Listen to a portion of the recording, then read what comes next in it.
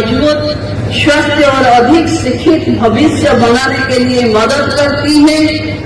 आप लोगों को मालूम होगा, जब यहाँ पे सिंगापुर के प्रेसिडेंट आए थे, हमारी एक आंगनबाड़ी बहन ने उनके सेंटर को उन्हें घूमने गए और वो जिस तरीके से अपनी बच्चों के साथ तालमेल रखते हुए नाच दिखाया, वो अभिभूत होकर मुझे बोले कि आपके आंगनबाड़ी का उद्यम सराहनीय है और इस माध्यम से न सिर्फ बच्चे, उनके परिवार के पास भी हम परिचय बना पाते हैं।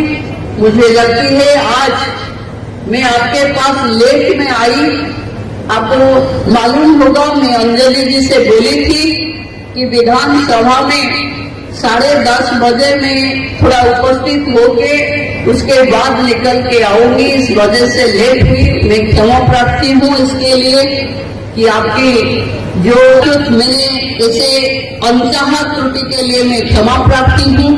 मैं फिर एक बार आप सब लोगों के प्रयास, अखिल भारतीय आंगनबाड़ी कर्मचारी महासंघ की जो प्रयास होती है, जो एड्रेस करते हैं आप इश्यू को, इस इश्यू के साथ उड़ीसा सरकार भी आपके साथ खड़े हैं।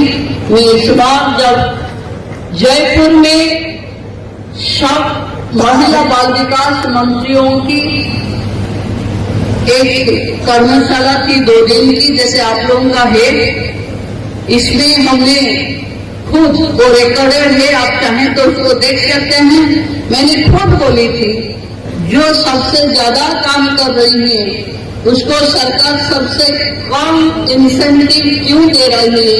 अब टाइम है आंगनबाड़ी महिलाओं के लिए सरकार को सोचना चाहिए।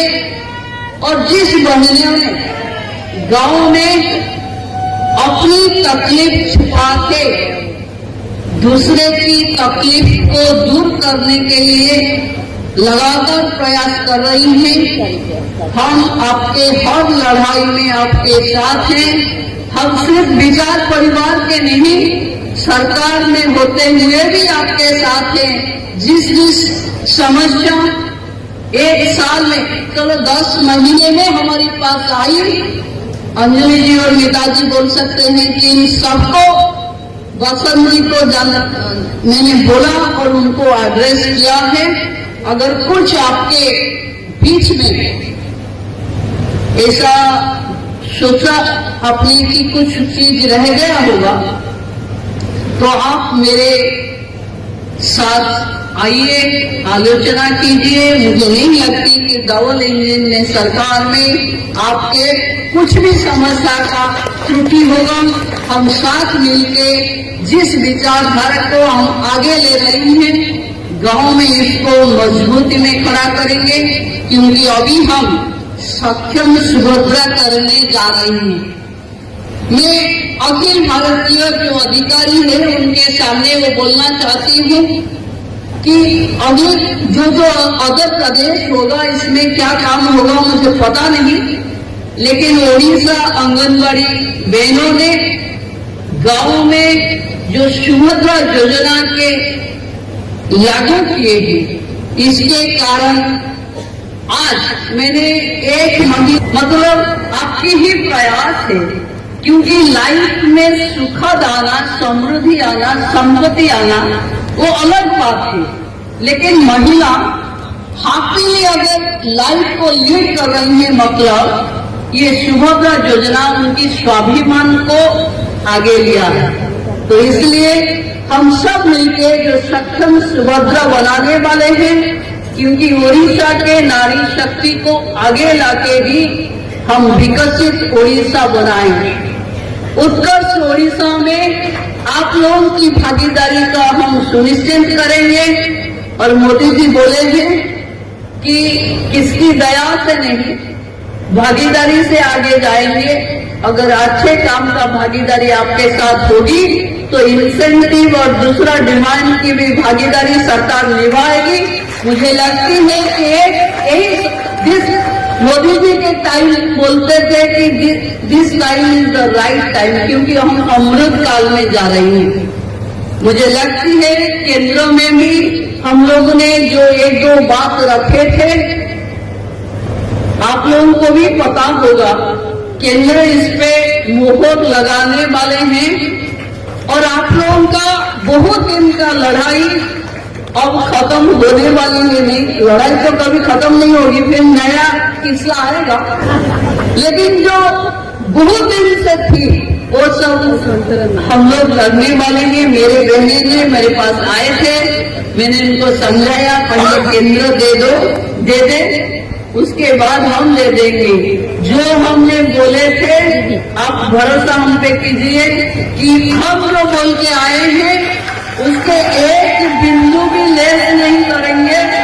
जो बोले थे वही देंगे। जो मैनिफेस्टो में बोले थे कि आप हमारे लिए जो परिश्रम किए हैं हम उसको मुंह नहीं करेंगे, आपको जरूर देंगे।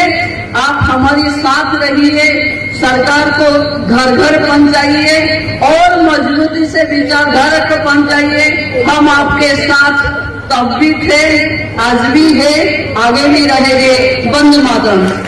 अगर अच्छे काम का भागीदारी आपके साथ होगी तो इंसेंटिव और दूसरा डिमांड की भी भागीदारी सरकार निभाएगी।